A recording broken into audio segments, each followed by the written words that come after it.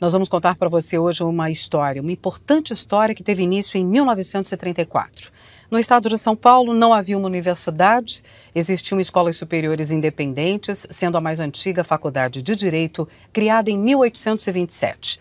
Desde o final do século XIX, o Brasil tentou algumas vezes implantar uma universidade, mas sem sucesso.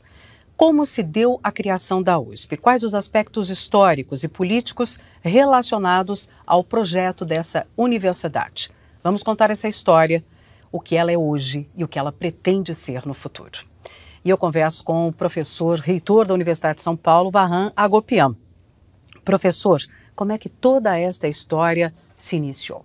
É bem interessante por que a elite paulista resolveu criar uma universidade em 1934. Eu acredito que a Revolução de 32 foi muito importante para a criação da USP, mas acho que não foi o único motivo. Talvez ajudou a acelerar a criação, antecipou a criação da universidade, mas por alguma razão a elite paulista sempre teve a educação como um objetivo, como uma ferramenta fundamental para o desenvolvimento da antiga província e do atual estado.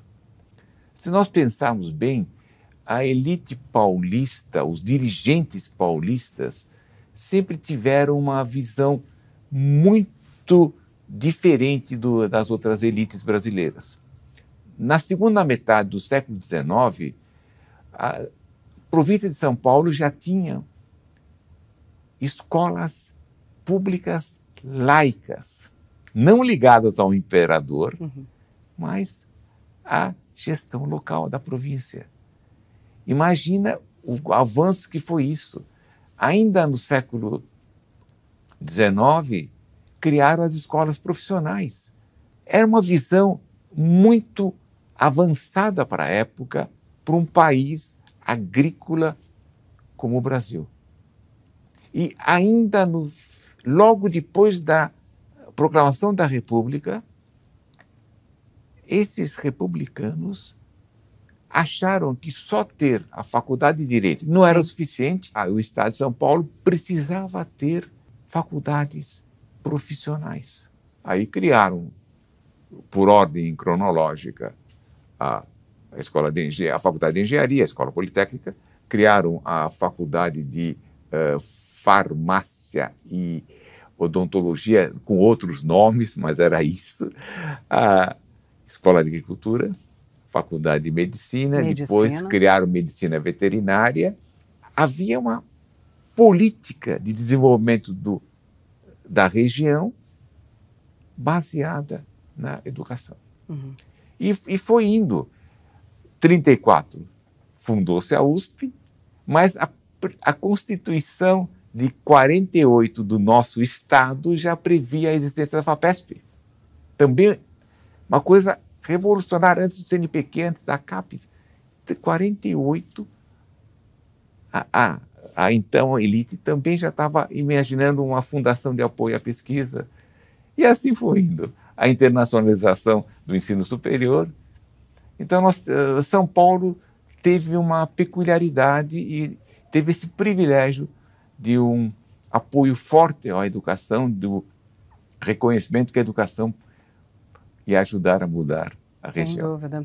E nós vamos falar de alguns aspectos que estão aí na fundação, que é pesquisa, nasceu para incentivo à pesquisa, ao conhecimento. Agora, com que modelo? Acho que é importante a gente falar como é que ela foi pensada naquele momento, influência já da Europa, que modelo foi esse? A influência da Europa é patente, porque nós estamos falando em 1934, mas, de novo, não foi apenas juntar as escolas superiores que tinham na época, o que foi feito em outros estados.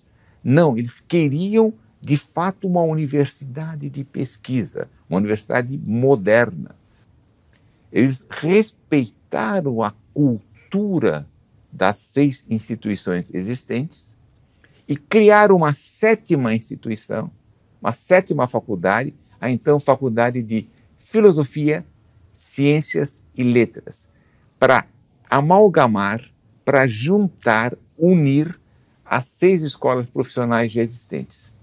E para essa faculdade nova, o que foi feito?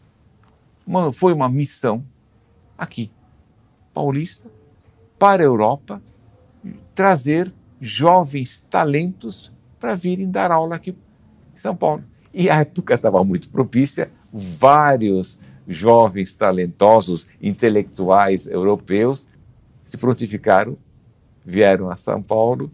Grandes nomes, né? Grandes intelectuais. Depois ficaram grandes intelectuais, repercussão muito grande. Alguns ficaram poucos anos, 3 anos, outros ficaram muitos anos, voltaram só depois do fim da guerra, e alguns até acabaram morando em São Paulo.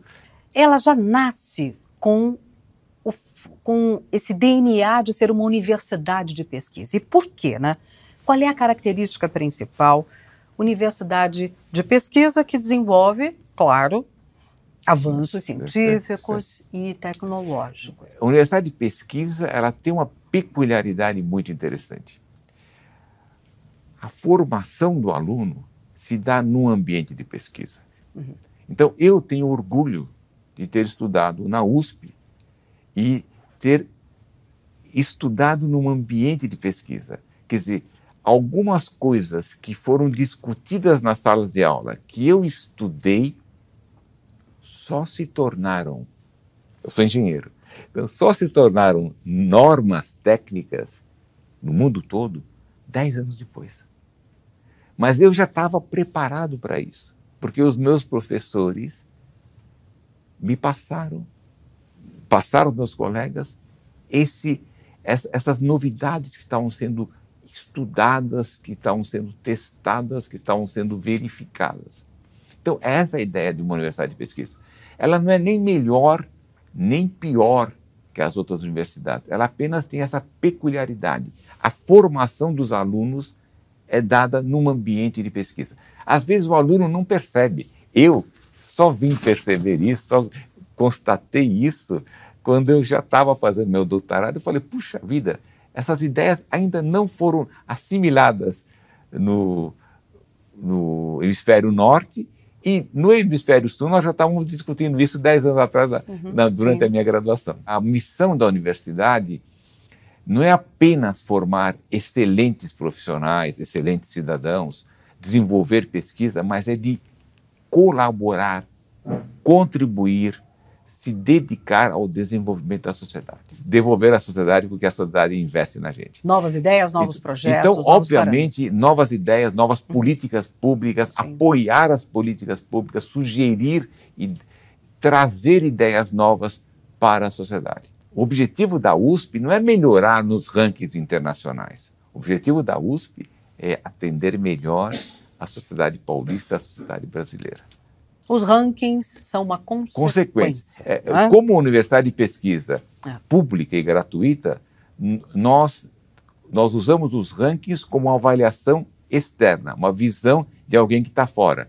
Não é o nosso norte, porque nós não ganhamos nada com isso. Se nós fôssemos uma universidade de pesquisa, porém, paga, lógico que o ranqueamento melhora, facilita você ter mais alunos competindo. Nós somos uma universidade gratuita, temos um número enorme de candidatos querendo entrar aqui, continuamos tendo, em média, 15 candidatos por vaga.